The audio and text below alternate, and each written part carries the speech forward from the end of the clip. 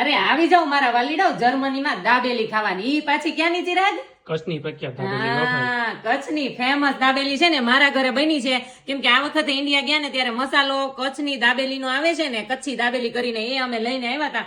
બધું મસ્ત રેડી થઈ ગયું. મિત્રો અહીંયા છે ને આવા પાઉં મળે છે, જોઈ લ્યો તમે. આજે ઘરે નથી બનાવ્યો, પણ અહીંયા છે ને આવા પાઉં મળે છે. ઓલા બર્ગર ના આવે ને એવા મળે છે. ને આ છે ને ડાયરેક્ટ આવી રીતના આમ કરો ને આમ, એટલે તમારું ખુલી જ જાય આ પાઉં. અને આ મસ્ત જો મસાલો કરી નાખ્યો. અને આની આગળ એક વિડીયો મૂક્યો હતો ને, દાબેલી બનાવી હતી ઘણા ટાઈમ પહેલા. ત્યારે કહેતા હતા કે બેન તમે દાડમ નથી નાખ્યા. તો મેં દાડમ લઈ લીધા છે, અને સિંગ તો મને ભાવતી જ નથી હો, એટલે ઈ નો પાછા કોમેન્ટ કરીને કહેતા એમ. અને આ જો મસ્ત દાડમ આજે તો કેટલું ગોઈતું હતું, કેમ કે અહીંયા છે ને નજીકમાં સ્ટોર છે ને ત્યાં દાડમ નહોતું એટલે.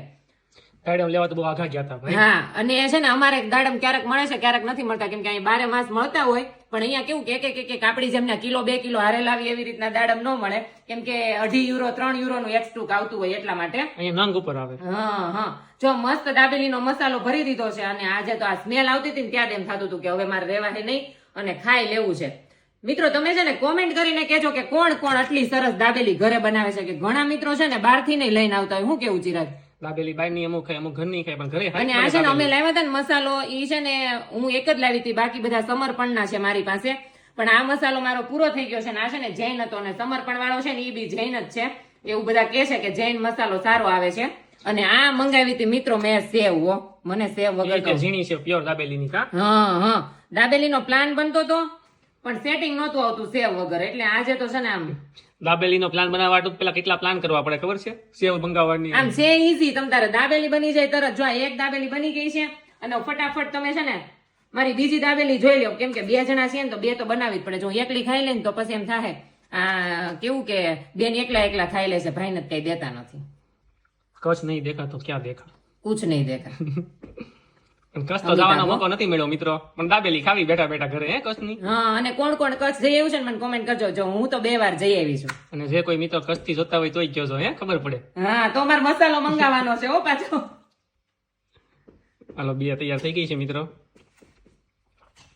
અને ચિરાગ નહીં તેને કેટલા ટાઈમ થી કે આ કોકની વિડીયો જોવે ને એટલે કે હા જો દાબેલી નથી બની હો હમણાં ઘરે. અને જોબેથી આવ્યા હોય ને એટલે પાઉં અમે લેતા આવ્યા હતા. નહીતર તો અમે ઘણી વાર ઘરે બી બનાવી નાખીએ છીએ. જો મિત્રો અમારી 2 દાબેલી બની ગઈ, આમલીની ચટણી અને બની ગઈ છે ગ્રીન ચટણી મસ્ત. હવે હું ખાવાનું ચાલુ કરી દઉં. હું પેલા છે ને એક બાઈટ લઈ લઉં કે કેવી બની છે, પછી હું તમને ચિરાગ કે ને એ ટેસ્ટ બતાવું. ભાઈ જબરી બની છે. તમે બધા કોમેન્ટ કરવાનું મને ભૂલતા નહીં. મારા ઘરે જો આટલી સરસ દાબેલી બની ગઈ છે. અને આ બીજી દાબેલી. અને ઘણાને છે ને પાઉં ઉપરથી બળી જાય ને એવા ભાવતા હોય, પણ મને છે ને ઓછા શેકે ને એ વધારે ભાવે છે, એટલે નોર્મલ. જો આ 2 દાબેલી છે, આ ચિરાગની ના મારી. ચાલો હું ફટાફટ હવે ટેસ્ટ કરી લઈને બતાવું તમને. હાલો મિત્રો, આપણો વારો આવી ગયો છે દાબેલી ટેસ્ટ કરવાનો. ફાઇનલી આપણે ટેસ્ટ કરી લેવી.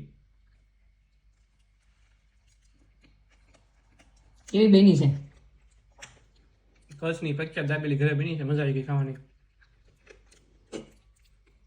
ચાલો આવી જાઓ બધા તમે દાબેલી ખાવાના, અમે પણ જમી લઈએ હે ને.